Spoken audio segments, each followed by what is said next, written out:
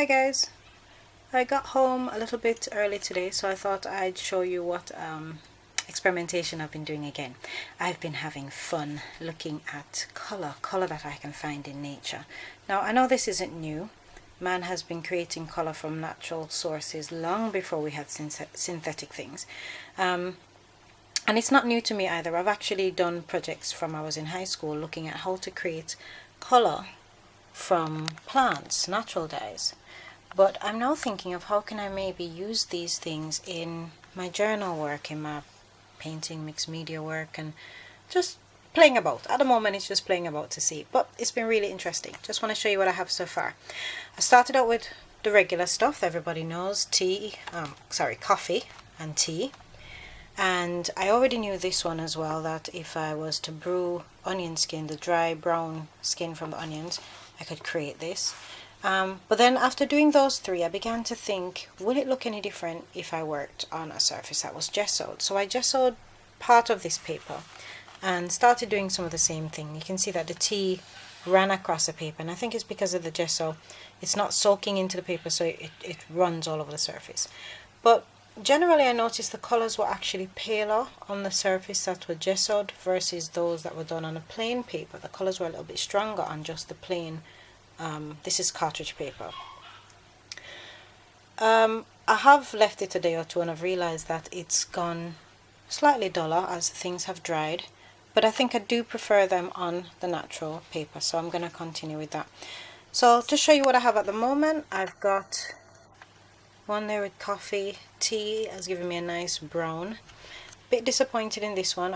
I've literally been going through the garden and through my kitchen and just grabbing stuff that I thought could make colour with. This is a plant known as Purple Heart, or some people call it Wandering Jew.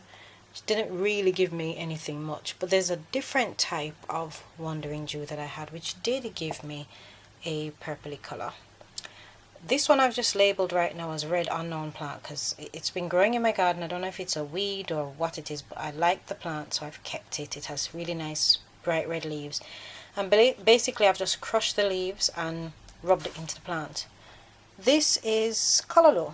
Jamaicans call it callaloo. Callaloo is actually the dish we make from it, which is kind of similar to what Europeans would use as spinach. We call this plant callaloo, but I guess you'd get the same thing if you just crushed grass. It's really just green leaves being rubbed into this. The one that I'm really pleased with though is this over here. Look at how bright that is. Those are crotons. Now I knew this one as well from high school. When I did my textiles project, I'd use crotons to create a yellow dye, so I knew that was possible. I haven't gone to any great extent in making dyes and paints and so on for these. I've basically just grabbed leaves, crushed them.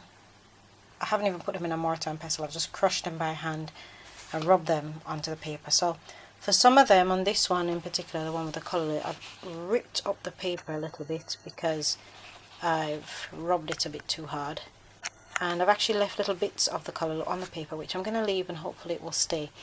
Quite pleased with this as well. If I can pronounce it properly, the plant is called an alternanthera, and it also has red leaves, and it's giving me this deep red colour which I quite like.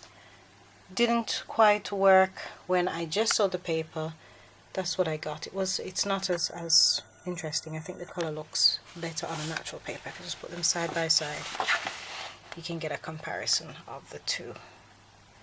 So that's what I've done so far. I'm gonna go ahead. I'm going to try some other things. I'm thinking of just using soil, using dirt, just mixing some colors, and just seeing what I can come up with, just for the sake of playing about. And I'm going to go ahead and cut these out.